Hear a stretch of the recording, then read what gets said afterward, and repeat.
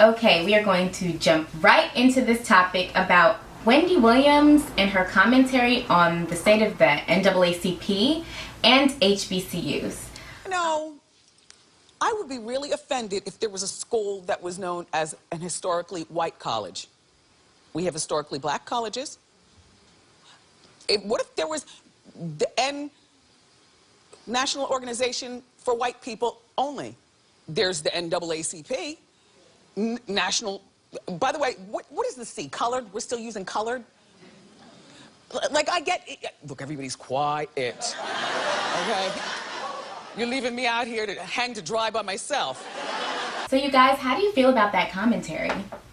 I feel like her commentary was completely ignorant, simply because she stated that HBCUs, that if she wasn't black, she would be offended by HBCUs, or not even if she wasn't black, she definitely made it a black and white thing. Most colleges, in fact, like 95% of colleges in the U.S. are historically white, and we're not saying that they completely, every single college completely says, you know, only white people can go here, but at one point black people were not allowed to go to college, and that's where HBCUs came from.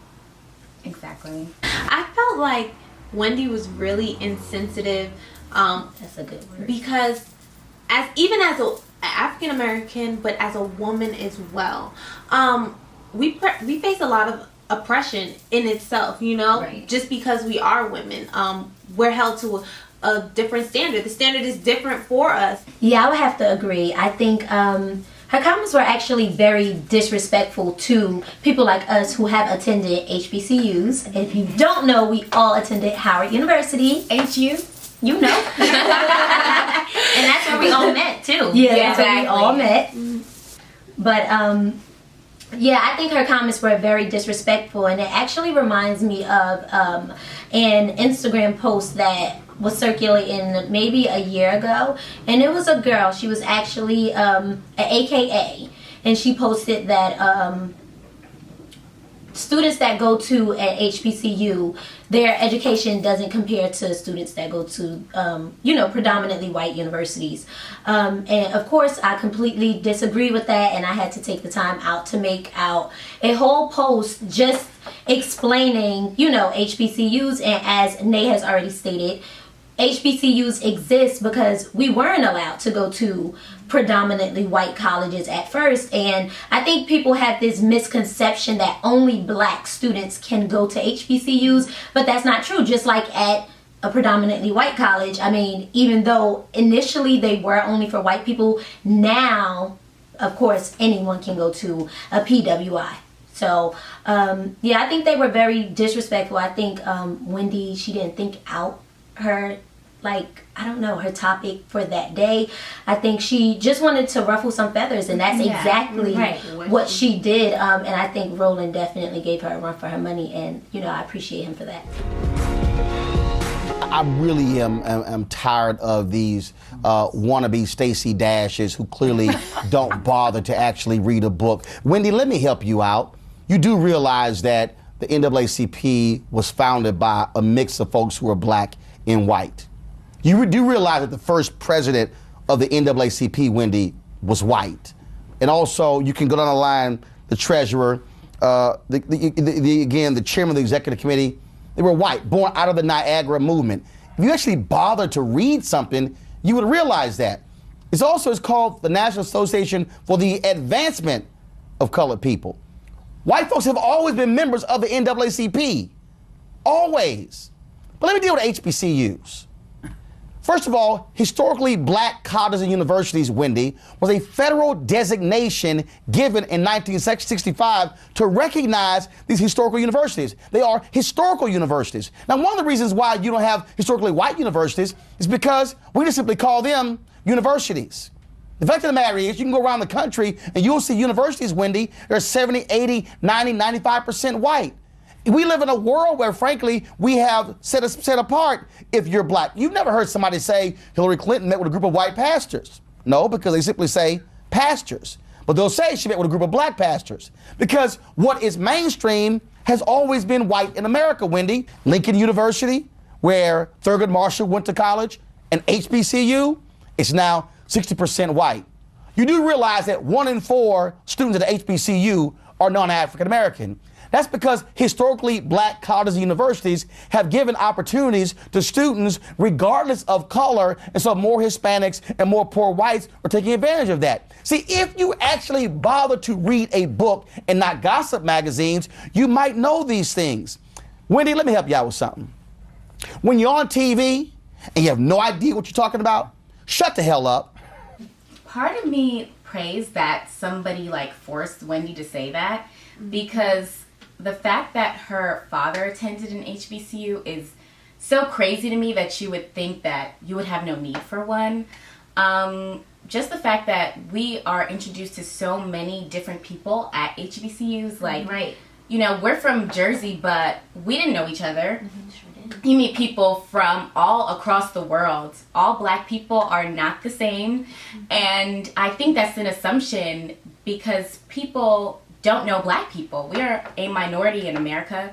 We only make up 13% of the population. And what people see really are rappers, and, you know, they think of hood tales and stories. We're all ghetto. Right. It's just a ghetto school where we all just do ghetto things.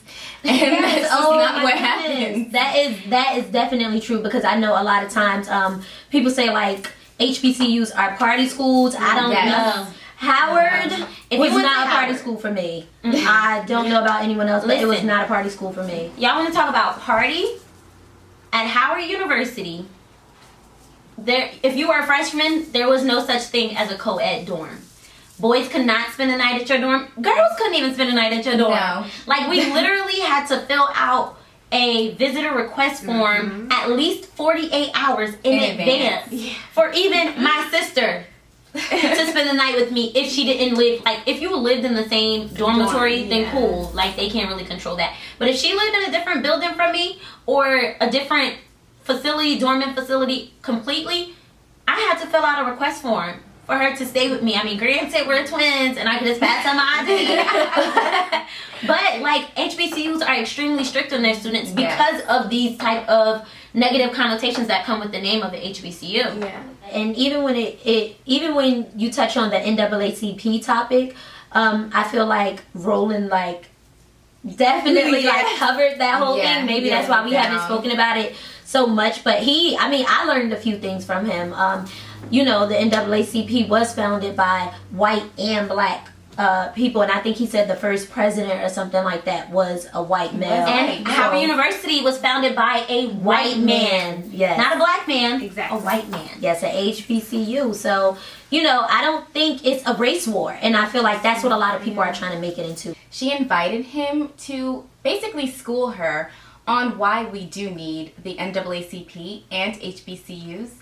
Please welcome to our show the host of News One Now, Roland Martin.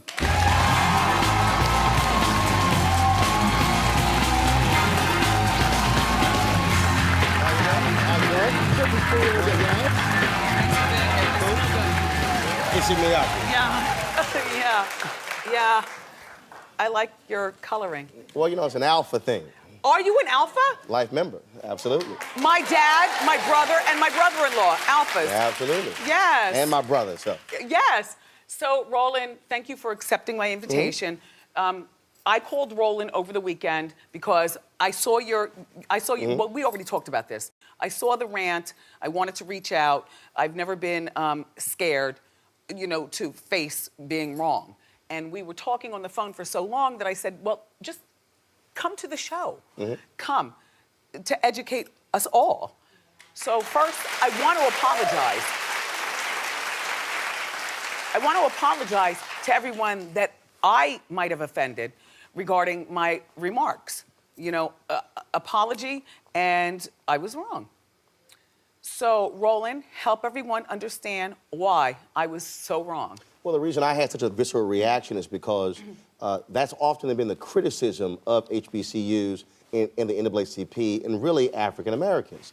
And so when the folks say, well, why we need the NAACP? Well, I'll lay it to you like this here. The first slave came to America 1619. Emancipation Proclamation signed in 1863. 13th Amendment ratified in 1865. Reconstruction goes to 1877. Then there's this great compromise where Rutherford B. Hayes becomes president. They pull the troops out of the South. Jim Crow starts. So you now go through all the way through the 20th century. 1960s, Civil Rights Act, Voting Rights Act, Fair Housing Act. If you had to place a marker on when black folks have been technically fully free Americans, it's 1970. That's only 46 years. I'm 47. So that means I was born into an America where I wasn't technically a fully free African American, fully free American. And so black folks have been trying to force America to live up to its ideals of all men and women created equal. But the reality is that was nice on paper, but it hasn't been in reality. And so when it comes to our colleges, we couldn't go to those schools. Again, like, you know, we've all stated, she just really didn't think about what she was saying, because why would you think that, you know, an association for African Americans, why don't you think that's needed? Especially with things that are still relevant, things that still go on. Why don't you think that, you know, African American young adults need an education that teaches them their history, as well as prepares them for the world? Because when we go to an HBCU, it's not only, you know, about school and we learn about our majors and stuff like that.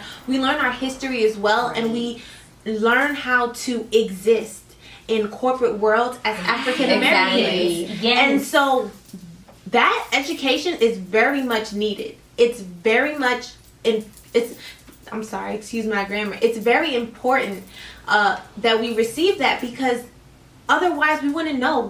Our educations when we're in elementary and middle school and high school don't consist with as much information about African American history as it should. Right, it does not. A lot of fundamental areas of those eras are left out, and we need that to exist in this world as adults. And that's just, and to really understand the world for what it is. Like, I feel like sometimes we're a little deprived and we don't really know how to function because we don't understand what it is to be a black person in America. And HBCUs definitely teach you that. And I think a very important thing to remember is that when corporations are looking for African American employees, they go to HBCUs to choose these. What did I say? HBCUs. Oh, I thought I said it wrong. Okay, no, I was working on No, I thought I was like, did I say HPS or? I thought she was coming for the reinforcement. I was like, HBCUs, girl.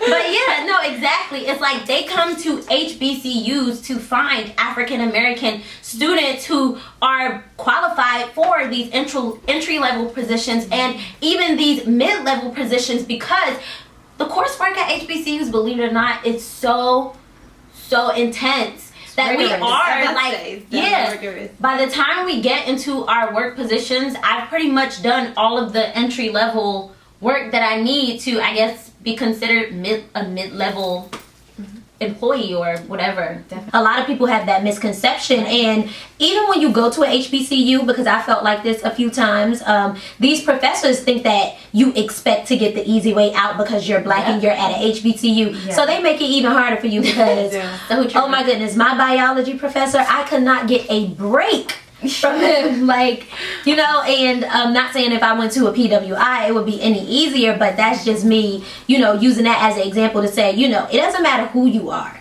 like, or what school you're at. We all like go to get the same internships, and we all, you know, apply to the same jobs. We all get offered the same jobs. I also feel like, you know, a lot of people have it in their mind, oh, you know, I'm not going to go to a HBCU because I don't want to be around all black people. But I mean, if you don't go to a HBCU, you're going to be around. You're going to be around all black people. No, if you don't go to it's two types of schools. It's HBCU or PWIs. And I mean, at each school you'll get, you know, it'll definitely be diverse, but it's more so one race than another. So if you go to a HBCU, you're going to be around majority black people, not all black people, because like I said, it's diverse. Howard had a diverse range of like races, ethnicities, everything at Howard. But if you don't go to a HBCU, you're going to be around majority white people. So you have to choose. That's how you choose. That's simple.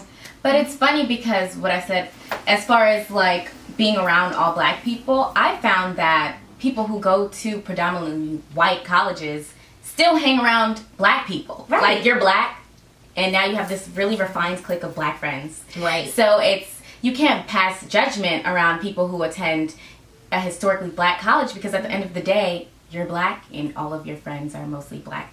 And I'm not saying that there's anything wrong with that. It's just you can't knock somebody else's whole education because they chose to attend a school with other colored people. Right. I also thought it was funny that Wendy made those comments, and then when Roland came on her show, he was dressed in black and gold attire because he stated he is an alpha. And she then said that her father, her brother, and her brother-in-law are all alphas. And that's an association within itself. Not that it's dedicated to only African-American men or men, who are black, because that's not a stipulation, but it is predominantly black men. And so for your family members to be involved in organizations like that, do you not think that they should exist? I mean, I know there are fraternities and sororities dedicated for white people. Right, So, yeah. I mean, I guess I'm just so confused. Like, why wasn't this thought out, Wendy? Or even to say to your audience, like, come on, guys, don't leave me out there hanging. Right. It's like, okay, because you know. Agreed. You don't agree. You know what's so funny? Yeah, they're like, no, girl. Wait a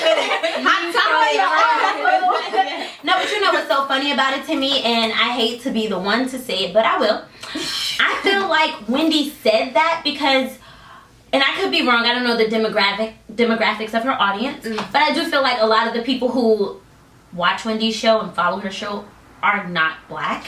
I did hear that on the radio. Yeah, I do her demographics is predominantly white. Yeah, I do feel that way, and I feel like she said the things that she said to appease her white audience, and I think a lot of people do that all the time. And I'm not saying just about black issues, I'm saying for whatever issues, people don't have a stance because they're afraid to lose a fan base. Well, don't comment on it. Leave your comments to yourself, Wendy. I understand, you want to be a journalist, or maybe you are a journalist. I won't take that from her. She's a journalist, but I feel like she's a gossip journalist. So it's a little different. Don't speak on hard topics if you don't have anything actually informative and educated to say. Exactly. You don't have anything to back it up. Yeah, you don't have to have the same Black Lives Matter stance as everyone else if that's not how you feel. But at least if you do have this other stance that, hey, all lives matter or whatever, support that, but don't knock Black lives and our lifestyles and what's important to us just because you want to appease a crowd